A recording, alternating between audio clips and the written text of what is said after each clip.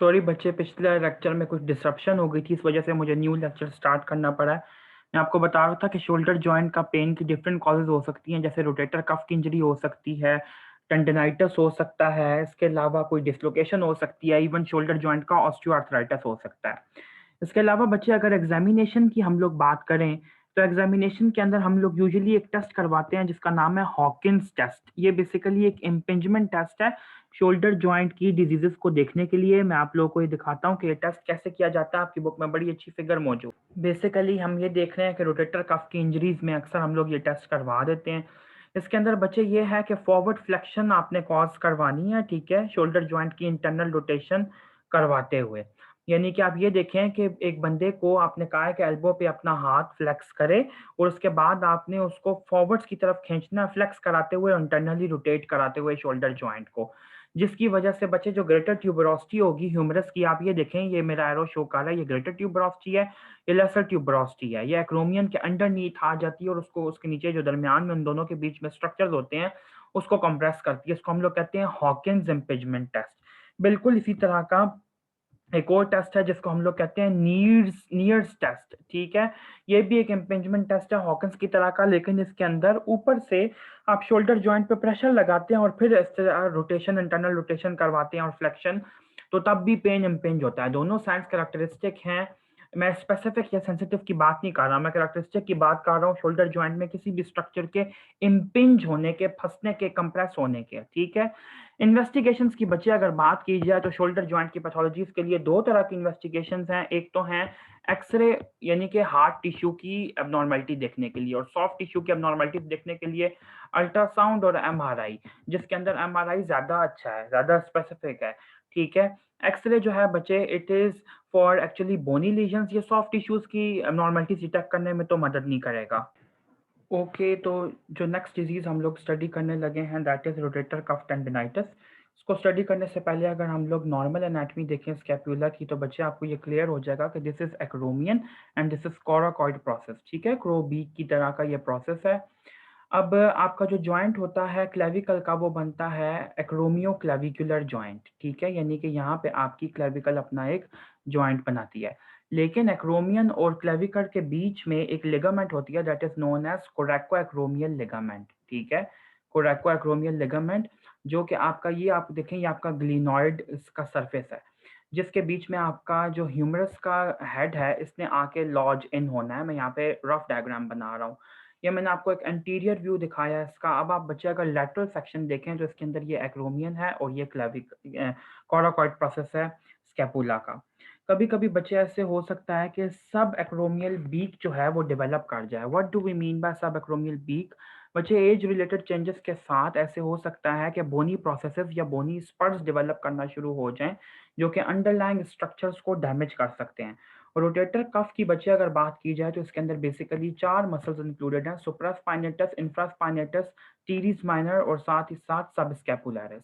तो supraspinatus muscle का जो टीयर है वो काफी कॉमन है और उसकी कंप्रेशन काफी कॉमन है इस सब एक्रोमियल बीक की वजह से, जो कि बोनी बीक है बेसिकली, ठीक हो गया। तो जो अगर वो इसको कंप्रेस करेगी तो रोटेटर कफ के मसल्स में शदीद किस्म का पेन होगा और पेन ही बेसिकली प्रेजेंटिंग सिम्टम होता है।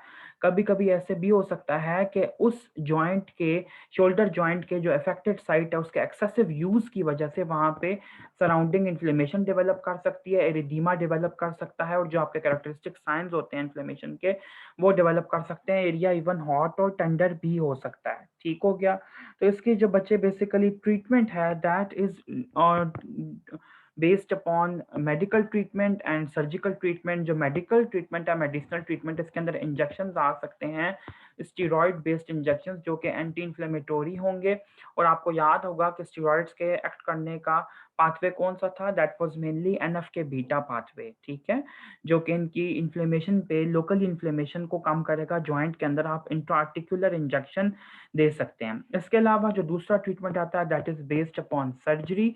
लेकिन ये बता दूं कि सर्जरी इन्वेसिव तो है but it is a local procedure known as arthroscopic surgery. ठीक है, आर्थ्रोस्कोपी करते हैं, जॉइंट को आप लोग व्यू करते हैं और व्यू करने के बाद आप लोग उसी के साथ सब एक्रोमियल बीक को कट डाउन करके रिमूव कर देते हैं, या फिर साथ साथ कोरेको एक्रोमियल लिगामेंट को भी रिमूव कर देते हैं, जो कि वहां पे ह्यूमरस की मोबिलिटी को अलाउ नहीं कर रही। पेशेंट जब खुद अपना लिम्ब मूव करता है तो उसको बहुत दर्द होता है, लेकिन अगर एग्जामिनर पैसिवली यानी कि खुद सपोर्ट प्रोवाइड करते हुए लिम्ब को मूव करे तो फिर भी वो कुछ ना कुछ मोबिलिटी शो कर देता है। दूसरी चीज आपको ये क्लियर होना चाहिए कि ओपन रिपेयर भी हो सकता है, लेकिन अब चूंकि टेक्नोलॉजी इतनी एडवांस्ड है तो ओपन रिपेयर यूजुअली नहीं किया जाता गर्डल्स की रिपेयर के लिए। ठीक है, आर्थ्रोस्कोपिक जो ट्रीटमेंट है उसको प्रेफर किया जाता है। आइडियल ट्रीटमेंट तो यही है, लेकिन जिन सेंटर्स के अंदर आर्थ्रोस्कोपी नहीं अवेलेबल वहां पे ऑब्वियसली आपको ओपन सर्जरी की तरफ जाना पड़ेगा। और सर्जरी का डिसीजन हम लोग यूजुअली तब लेते हैं जब सिम्टम्स ज्यादा एग्रेवेट हो रहे हों, मेडिसिन के बावजूद ट्रीट नहीं हो रहे हों और 6 मंथ से ज्यादा टाइम गुजर जाए तो फिर हमें सर्जरी की तरफ मूव ऑन करना पड़ता है। ओके बच्चे, तो नेक्स्ट जो टॉपिक है हमारा that is rotator cuff tier. इससे पहले जो अभी हमने पढ़ा है वो था रोटेटर कफ टेंडनाइटिस, जिसमें स्पेसिफिकली हमने सुप्रास्पाइनेटस का मेंशन किया था। अब जो बच्चे रोटेटर कफ का टीयर है, इसके अंदर सबसे पहले आप ये देखें, मैंने आपको नॉर्मल एनाटमी दिखाने के लिए 4 मसल्स दिखा दिए हैं, SITS muscles, supraspinatus, infraspinatus, anterius minus, और आगे बिल्कुल एंटीरियरली करके आपका जो मसल आता है दैट इज सब स्कैपुलरिस मसल। ठीक हो गया, ये 4 मसल्स की बचे बेसिक एनाटमी ये है। अच्छा, रोटेटर कफ की टीयर्स की बचे इंजरी की अगर बात की जाए तो यूजुअली ये जो इंजरी होती है ये एंट्रोलैटरली स्टार्ट होती है, यानी कि एंटीरियरली और लैटरली स्टार्ट होती है और पोस्टीरियरली बचे प्रोग्रेस करती है। ठीक हो गया, ये इसका बेसिक जो एमसीक्यू ये लाजमी आना चाहिए कि रोटेटर कफ का जो टीयर होता है वो यूजुअली स्टार्ट कहाँ पे करता है, एंट्रोलैटरली स्टार्ट करता है शोल्डर जॉइंट में, जो उसकी बेसिक एनाटमी है। नंबर 2 पे जो आपको इंपॉर्टेंट एमसीक्यू पॉइंट पता होना चाहिए वो ये है कि यंग लोगों के अंदर तो ये यूजुअली किसी ट्रॉमा की वजह से होता है, लेकिन ओल्ड एज पर्सन के अंदर, जैसे कि 40 to 50 ईयर्स वाले लोग होते हैं, उनके अंदर तकरीबन आप कह लो कि 20 से 40% जो केसेस होते हैं वो स्पॉन्टेनियसली हो जाते हैं, यानी कि स्पॉन्टेनियसली रोटेटर कफ है उसके अंदर टीयर डेवलप कर जाता है, किसी ट्रॉमा की जरूरत नहीं होती। यंग पेशेंट का अगर आपको सिनेरियो दिया जाए तो अक्सर आपको दिया जाएगा कि फॉर एग्जांपल कोई बंदा है, वो खिड़की से नीचे गिरा है, कूद रहा था, उसने कूदते कूदते नीचे ये एक पोल है इसको ग्रैब कर लिया है। ठीक है, अब वो पोल को जो उसने जोर से ग्रैब किया अपने हाथ से ऐसे करके, तो उसका रोटेटर कफ जो है वो रप्चर कर गया। ये बेसिक बात आपको पता होना चाहिए, यूजुअली आपको ये वाला सिनेरियो दे दिया जाता है। ठीक है, तो आपको पता होना चाहिए कि इसके अंदर इंजरी कैसे होगी। इसके अलावा बच्चे आपको ये पता होना चाहिए कि 50% लोग ऐसे भी होते हैं जो कि ओवर द एज ऑफ 70 हैं, जिनके अंदर रोटेटर कफ टीयर जो होता है वो एसिम्प्टोमेटिक रहता है। तो इन वैल्यू से ये प्रूव होता है कि ये इंजरीज बहुत ज्यादा कॉमन है। कुछ लोगों के अंदर स्पॉन्टेनियसली डेवलप कर जाती हैं ओल्ड एज के अंदर, और कुछ लोगों के अंदर डेवलप की हुई होती हैं लेकिन उनको सिम्टम्स नहीं आ रहे होते। अब हम देखते हैं बच्चे आपकी बुक से कि इसकी बेसिकली टाइप्स क्या क्या हैं। तो बच्चे इसकी बेसिकली 3 टाइप्स हैं, स्मॉल टीयर्स हो सकते हैं, इंटरमीडिएट टीयर्स हो सकते हैं और लार्ज टीयर्स हो सकते हैं। Small tears less than 1 centimetre होते हैं, सॉरी, जो इंटरमीडिएट टीयर्स हैं वो 2 to 4 सेंटीमीटर तक, और जो लार्ज टीयर्स हैं वो 5 सेंटीमीटर से ज्यादा हो सकते हैं। हम इसकी ग्राफिकल रिप्रेजेंटेशन देखें तो बच्चे ये देखिएगा, इसने यहाँ पे डिफरेंट टीयर्स की जो थिकनेस है वो दिखाई है। नॉर्मली इसने बताया कि रोटेटर कफ के टेंडेंस ये मौजूद है और ये क्रिटिकल जोन है।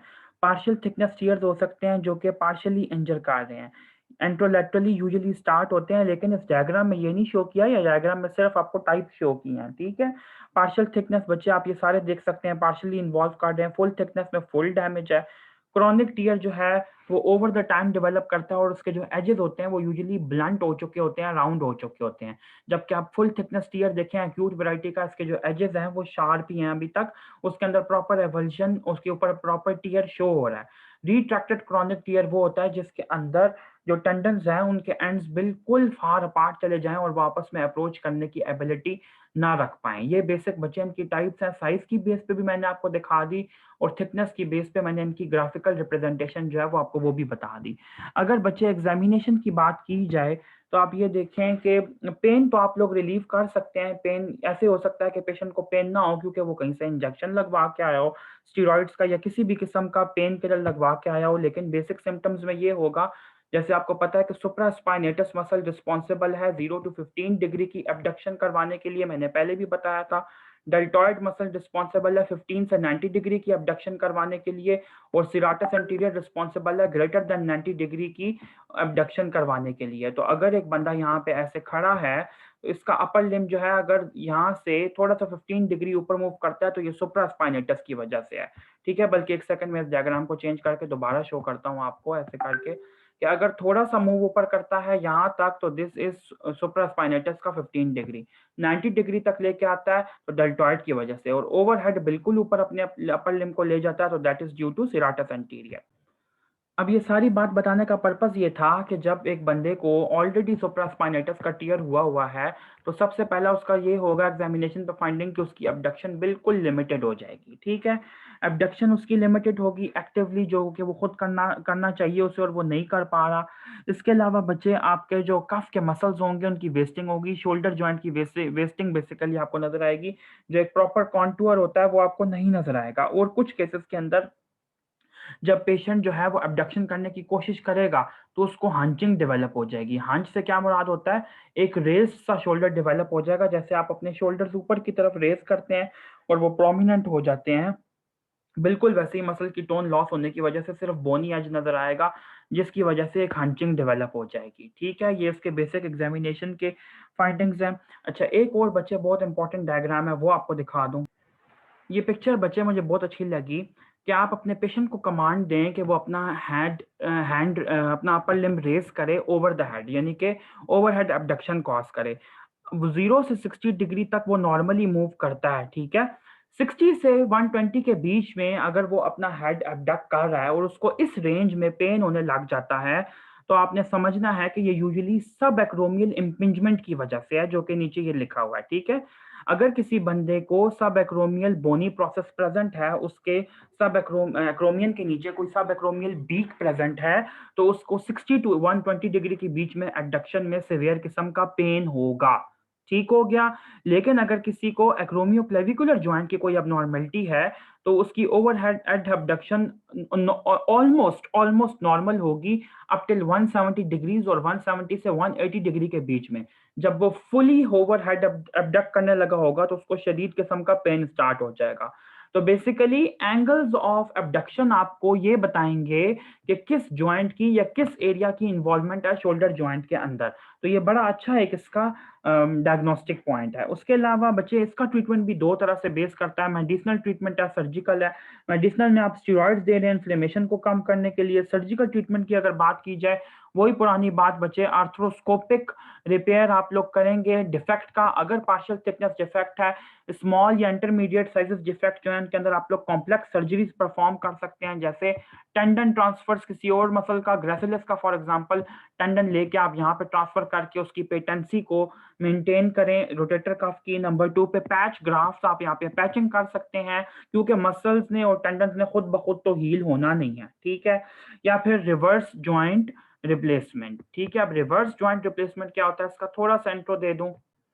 बच्चे, रिवर्स जॉइंट रिप्लेसमेंट से बेसिकली ये मुराद ये है कि सर्जन उन सारे जॉइंट्स के पार्ट्स को रिमूव कर देगा जो कि अफेक्टेड हैं, किसी इंजरी का शिकार हैं और वर्क नहीं कर रहे, और उसकी जगह आर्टिफिशियल स्ट्रक्चर्स की प्लेसमेंट कर देगा। ठीक हो गया, इसे हम कहते हैं रिवर्स जॉइंट। ओके बच्चे, नेक्स्ट डिजीज जो हम स्टडी करने लगे हैं दैट इज फ्रोजन शोल्डर।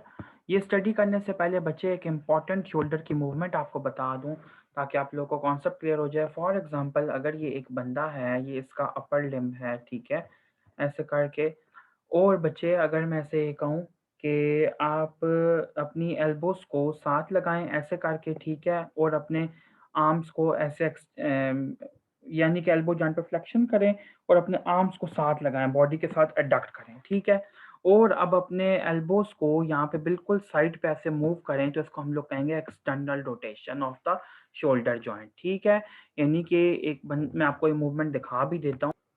ये देखें बच्चे, मैं वीडियो प्ले करने लगा हूँ।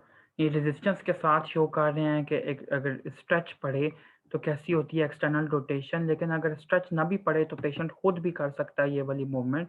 ये देखिएगा बच्चे, ये movement this is actually external rotation. इसके अंदर आर्म आपकी बॉडी के साथ अडक्टेड है, एल्बो भी अडक्टेड है, और फोर आर्म जो है बच्चे वो फार अवे मूव कर रहा है। तो बच्चे हम लोग अपना डिजीज प्रोसेस जो है कंटिन्यू करते हैं। फ्रोजन शोल्डर का बच्चे दूसरा नाम होता है एडहेसिव कैप्सुलाइटिस। नाम से ही पता चलता है कि शोल्डर जॉइंट का जो कैप्सूल है वो अंडरलाइंग स्ट्रक्चर्स के साथ नीचे फ्यूज कर गया, या इसको हम लोग कॉन्ट्रैक्टेड शोल्डर भी कहते हैं। ठीक है। अच्छा, अब ये कंडीशन है क्या? यूजुअली बच्चे जो ये कंडीशन है ये उन फीमेल्स में डेवलप करती है जो कि अपनी 50s के अंदर होती हैं। नंबर टू, इसके डीडीज आपको पता होने चाहिए कि इसको हम लोग कंफ्यूज कर सकते हैं infection of the shoulder joint के साथ, इसको हम कंफ्यूज कर सकते हैं रोटेटर कफ के टीयर्स के साथ, इसको हम लोग बच्चे कंफ्यूज कर सकते हैं fractures of the shoulder joint या ह्यूमरस के अपर एंड के साथ, और इसको हम लोग कंफ्यूज कर सकते हैं कैल्सिफिक टेंडनाइटिस के साथ, यानी कि एज रिलेटेड जो कैल्शियम डेपोजिशन हो जाती है टेंडन्स में उसके साथ भी कंफ्यूज कर सकते हैं। अब इसका कैरेक्टरिस्टिक साइन एंड सिम्टम क्या होता है? सबसे पहले बच्चे आपको ये पता होना चाहिए कि पेन इसका सबसे इंपॉर्टेंट साइन एंड सिम्टम है। Number two, limitation of movements जो है वो इसका कैरेक्टरिस्टिक है। सारी मूवमेंट्स जो शोल्डर जॉइंट पे होती हैं, abduction, adduction, internal rotation, external rotation, जितनी भी हैं सब इफेक्ट होती हैं, लेकिन जो पैथोगोनोमिक मूवमेंट है जो कि इफेक्ट होती है इस जॉइंट पे, that is actually external rotation off shoulder joint, जो कि बिल्कुल भी नहीं हो पाती। इसलिए मैंने आपको ये मूवमेंट सबसे पहले दिखाई थी।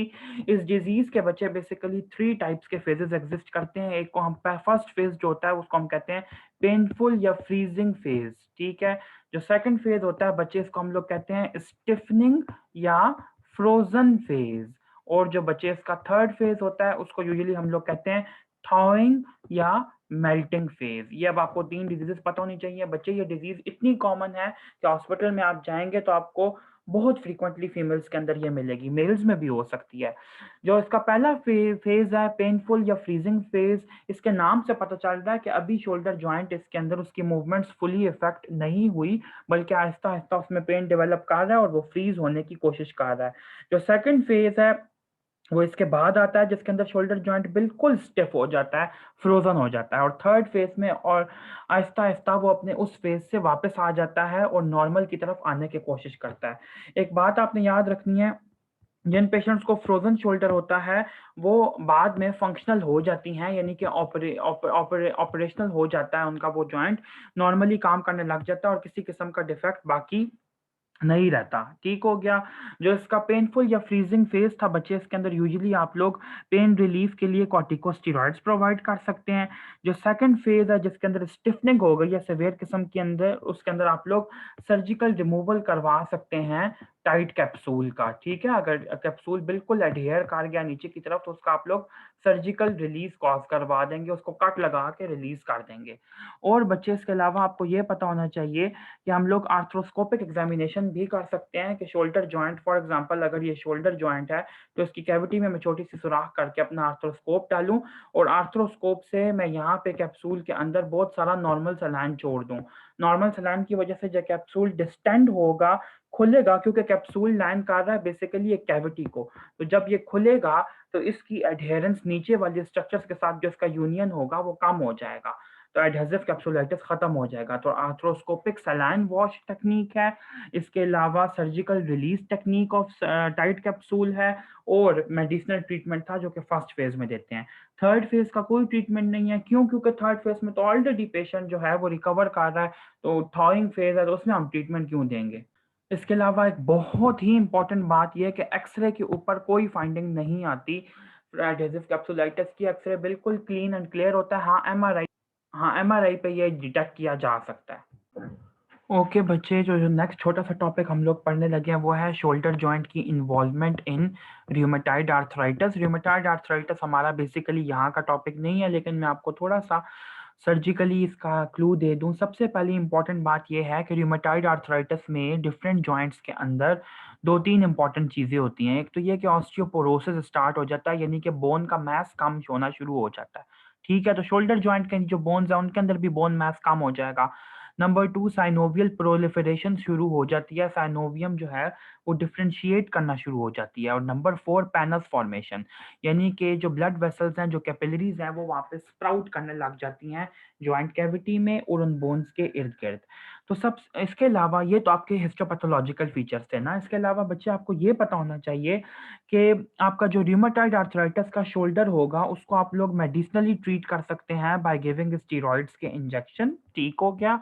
और नंबर 2 जो इसका ट्रीटमेंट है दैट इज आर्थ्रोस्कोपिक साइनोवेक्टमी, यानी कि जो साइनोवियम है जो कि एक्सेसिवली प्रोलिफरेट कर रही है उसको आप लोग कट कर दें ताकि जॉइंट की मोबिलिटी जो है वो थोड़ी सी इंक्रीज हो जाए।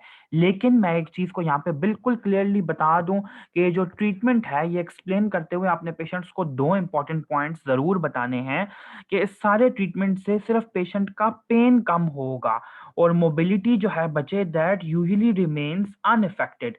जितनी खराबी हो चुकी है शोल्डर जॉइंट की मोबिलिटी में वो उतनी ही रहेगी। अगर पेशेंट को थोड़ी बहुत मोबिलिटी इंक्रीज हो जाती है, उसकी मूवमेंट्स अच्छी हो जाती हैं, तो दैट्स अ बोनस। ओके बच्चे, तो जो नेक्स्ट टॉपिक अब हम लोग छोटा सा एक और स्टडी करने लगे हैं that is osteoarthritis of the shoulder joint. ठीक है, आपको पता है जैसे र्यूमेटॉइड आर्थराइटिस एक ऑटो इम्यून डिजीज है और जो ऑस्टियोआर्थराइटिस है it is an inflammatory process, age related degeneration को कहते हैं हम लोग।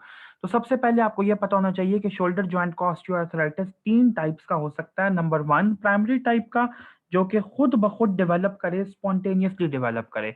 सेकेंडरी हो सकता है जो कि ट्रॉमा, सेकेंडरी टू ट्रॉमा हो, किसी ट्रॉमा के बाद ऑस्टियोआर्थराइटिस डेवलप कर रहा हो।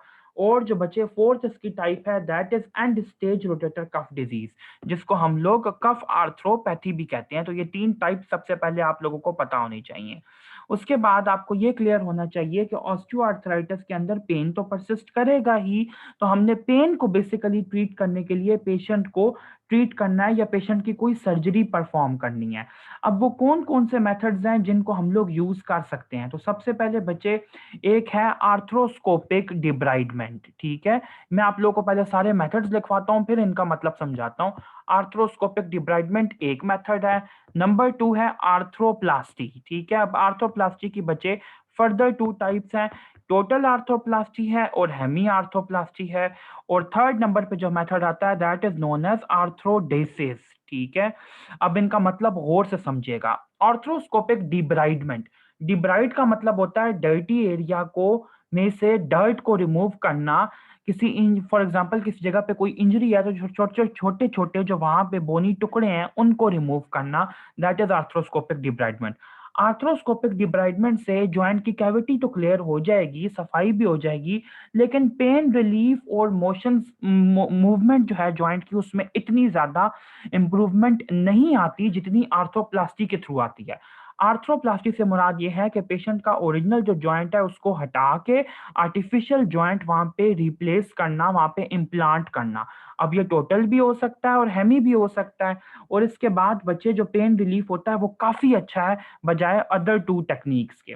जो तीसरी टेक्निक है that is known as arthrodesis और ये यूजुअली यंगर पेशेंट्स में की जाती है। जो बाकी टेक्निक्स हैं वो हम यंगर ओल्ड दोनों में कर सकते हैं, लेकिन आर्थ्रोडेसिस स्पेसिफिकली यंगर में प्रेफर की जाती है। होता बेसिकली इसके अंदर क्या है, फॉर एग्जांपल अगर ये स्कैपुला है, यहाँ पे जॉइंट कैविटी है, यहाँ पे आपका ह्यूमरस का हेड है, तो जॉइंट की स्पेस के बीच में हम कुछ ऐसा मटेरियल डाल देते हैं जो कि जॉइंट को के अंदर एडहीजन कॉज करवा दे, जॉइंट की कैविटी के अंदर फिलर बन जाए, उसके दरमियान जो स्पेस है उसको खत्म कर दे, उसको ऑब्लिटरेट कर दे, उसको इरेज कर दे, उसको जमा दे, उसको फ्यूज करवा दे। ठीक है, तो इससे बचे ये होगा कि पेशेंट के जो बोनी प्रोसेसेस होंगे वो आपस में रगड़ नहीं खाएंगे और पेशेंट को पेन कम होगा। आर्थ्रोडेसिस के बाद पेन तो कम होता है, लेकिन मसला बेसिकली ये है कि मोशन जो होती है जॉइंट की वो थोड़ी सी रिस्ट्रिक्टेड होती है, रिस्ट्रिक्टेड कम मूवमेंट शो करता है और जो भी मूवमेंट शो करता है वो स्कैपुलोथोरेसिक होती है।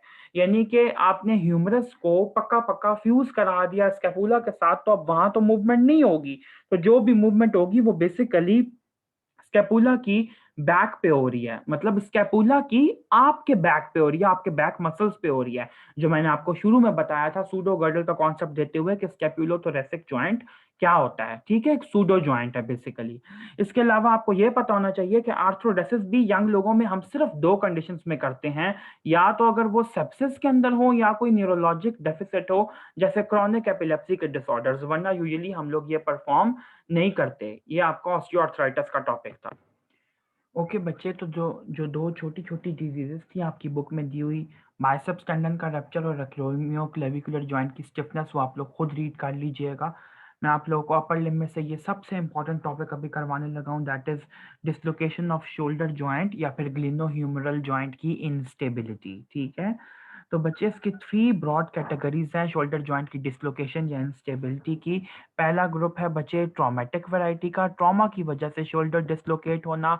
नंबर 2 के ऊपर आता है बच्चे एट्रॉमेटिक शोल्डर डिसरप्शन और थर्ड नंबर के ऊपर आता है habitual shoulder disruption. Habitual shoulder disruption चूँकि बहुत सिंपल है, इसलिए मैं आप लोगों को पहले ही ये वाली चीज़ करवा दूँ कि बच्चे हैबिचुअल शोल्डर डिसरप्शन से मुराद ये है कि कुछ लोगों के अंदर जॉइंट लैक्सिटी इतनी ज़्यादा होती है, मैं जॉइंट लैक्सिटी को जेएल लिखूँगा बार-बार, इतनी ज़्यादा होती है कि वो अपने शोल्डर जॉइंट को खुद ही लोकेट कर लेते हैं, रीलोकेट कर लेते हैं, खुद ही डिसलोकेट कर लेते हैं। पहले डिसलोकेट करेंगे फिर रीलोकेट, यानी कि लोगों को दिखाने के लिए वो कर सकते हैं और अपने आप अपना आर्ट दिखाने के लिए भी वो ये कर सकते हैं, ठीक है? या एक्सक्यूज़ेज़ यूज़ करने के लिए भी कर सकते हैं। ऐसे केसेस में यूजुअली बच्चे सर्जरी इंडिकेट नहीं की जाती क्योंकि वो पेशेंट की नॉर्मल जॉइंट लैक्सिटी की वजह से है, तो सर्जरी पे मैं क्रॉस लगाऊँगा। जो बच्चे ट्रॉमेटिक वैरायटी है इसके अंदर यूजुअली जो शोल्डर की डिसलोकेशन होती है वो यूनिडायरेक्शनल होती है, यानी कि किसी एक डायरेक्शन के अंदर शोल्डर डिसलोकेट करता है। अब आपको ये पता होना चाहिए कि जो मोस्ट कॉमन शोल्डर डिसलोकेशन है ट्रॉमेटिक वैरायटी की, that is called to be anterior shoulder dislocation, which accounts for about 97% cases of all shoulder dislocations of traumatic variety। ठीक हो गया? कभी भी आपको ये एमसीक्यू आया तो आपने एंटीरियर के बारे को ही टिक करना है। बच्चे दिस वुड बी इनवॉलंटरी ना, ये आप अपनी मर्जी से तो नहीं कर रहे, ये तो ट्रॉमा की वजह से हो गई है और इसके अंदर बच्चे जो सर्जरी होती है वो यूजुअली सक्सेसफुल होती है, कामयाब होती है, ठीक है? जो आपके पास ए ट्रॉमेटिक वैरायटी है, ये बच्चे मल्टी डायरेक्शनल हो सकती है, डिफरेंट डिजीजेस, सिस्टमिक डिजीजेस की वजह से हो सकती है। मल्टीपल डायरेक्शंस में शोल्डर डिसलोकेट कर सकता है, शदीद पेनफुल होती है। ए ट्रॉमेटिक वाली भी और हैबिचुअल वाली भी दोनों पेनफुल होती हैं।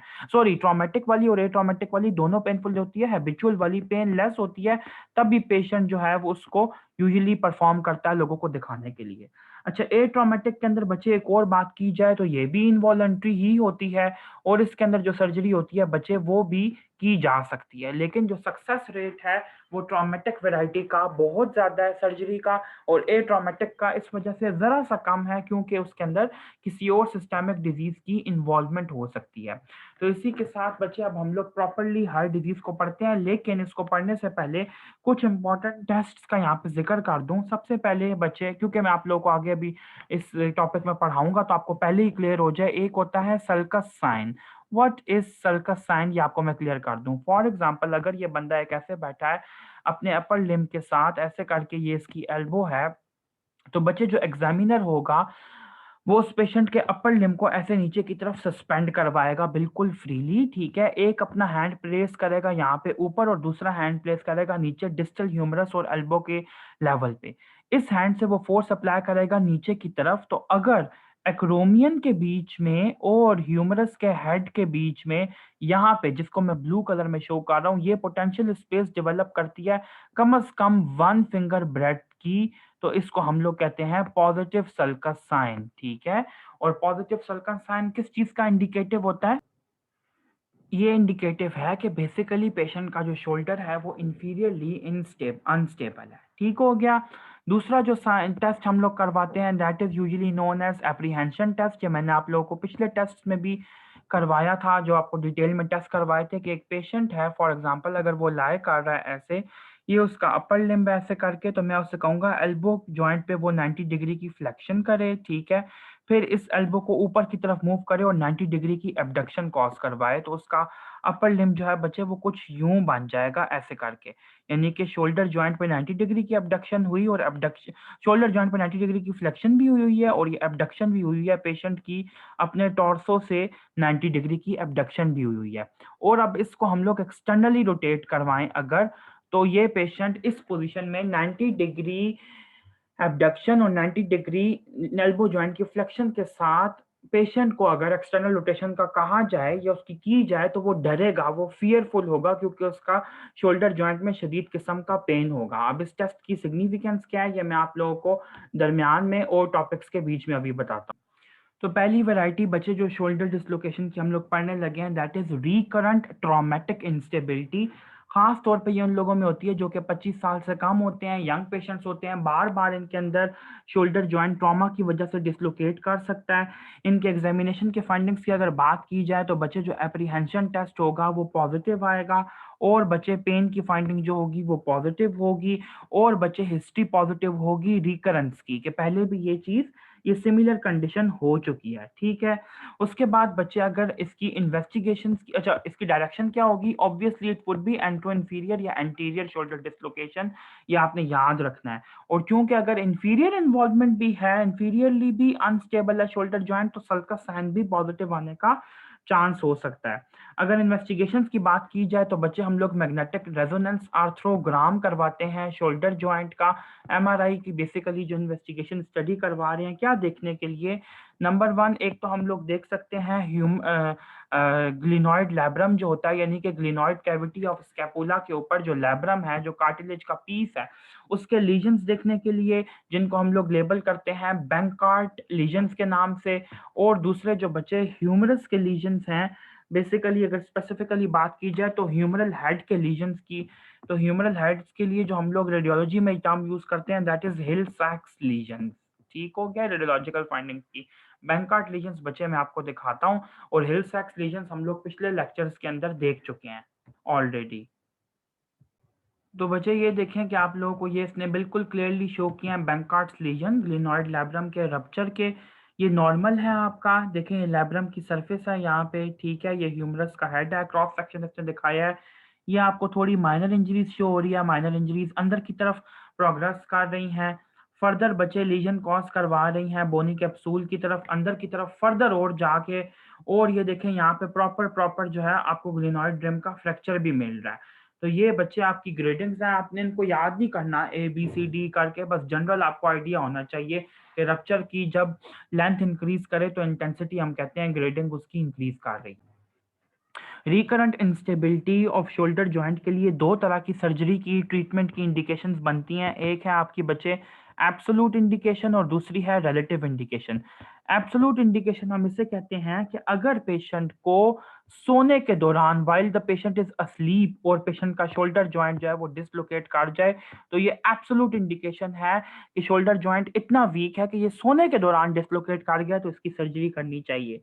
नंबर टू, आपको यह पता होना चाहिए कि रिलेटिव इंडिकेशन के अंदर आता है रिपीटेड डिसलोकेशंस। अगर बार बार डिसलोकेशंस हो रही हैं जो कि लाइफ के साथ इंटरफियर कर रही हैं, तो फिर भी आपने सर्जरी कर देनी है। ठीक है, और बच्चे आपको यह पता होना चाहिए कि इसके अंदर हम लोग आर्थ्रोस्कोपिक रिपेयर भी कर सकते हैं, और साथ ही साथ हम लोग इसके अंदर ओपन सर्जरीज भी कर सकते हैं।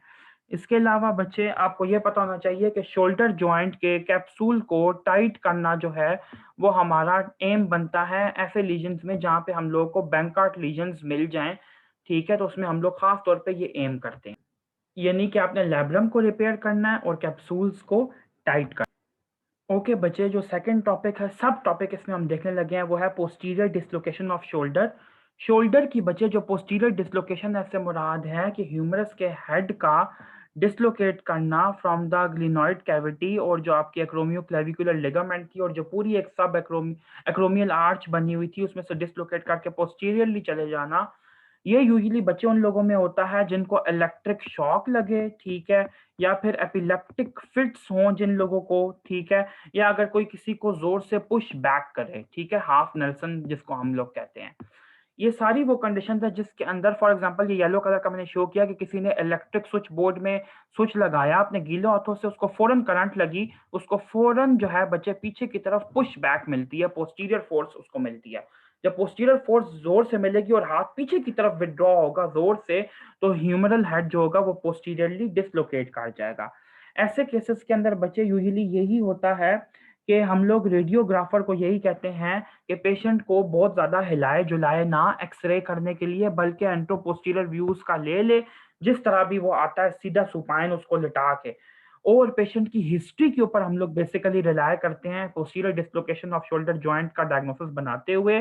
3% केसेस में यूजुअली ये होती है, बाकी 97% केसेस ट्रॉमेटिक के जो हैं वो एंटीरियर इंफीरियर डिसलोकेशन के हैं। और बच्चे इसका ट्रीटमेंट बेसिकली ये है कि हम लोग इसके अंदर यूजुअली रिडक्शन नहीं कर सकते, वो पॉसिबल नहीं होती। क्यों? क्योंकि एक्रोमियन के नीचे जो होता है वो मतलब एक्रोमियन के नीचे एम्बेडेड होता है ह्यूमरल हेड, ठीक है? तो इसके अंदर हमें ओपन रिडक्शन करनी पड़ती है पेशेंट का शोल्डर खोल के। ये इंपॉर्टेंट बात आपने याद रखनी है कि पोस्टीरियर डिसलोकेशन में यूजुअली ओपन सर्जरी हमें करनी पड़ सकती है। उसके बाद बच्चे अगर वो जो आपके ए ट्रॉमेटिक वैरायटी है उसकी बात की जाए, तो मैंने आपको बताया था सिस्टेमिक डिजीजेस के साथ यूजुअली एफिलिएटेड होती है आपकी a traumatic variety of shoulder dislocation. उसके अंदर बच्चे हम लोग कोई सर्जिकल ट्रीटमेंट नहीं करते क्योंकि वो मल्टी डायरेक्शनल है। तो आप लोग फिजियोथेरेपी पे ज़्यादा रिलाय करते हैं, पेशेंट की फिजियोथेरेपीज करवाते हैं ताकि शोल्डर जॉइंट उसका यूजुअली डिसलोकेट ना करे। और जो हैबिचुअल डिसलोकेशन है वो तो जनरलाइज्ड लैक्सिटी पे जॉइंट की डिपेंड करती है या लोकलाइज्ड लैक्सिटी पे, तो उसके अंदर भी हम लोग किसी किस्म की सर्जरी नहीं करते। आज का हमारा लेक्चर अपर लिम्ब का इतना ही था। हम लोग इंशाल्लाह ताला नए लेक्चर में नए दिन के साथ मिलेंगे जिसमें हम लोग एल्बो और फोर आर्म और हैंड के लीजन्स को स्टडी करेंगे इंशाल्लाह।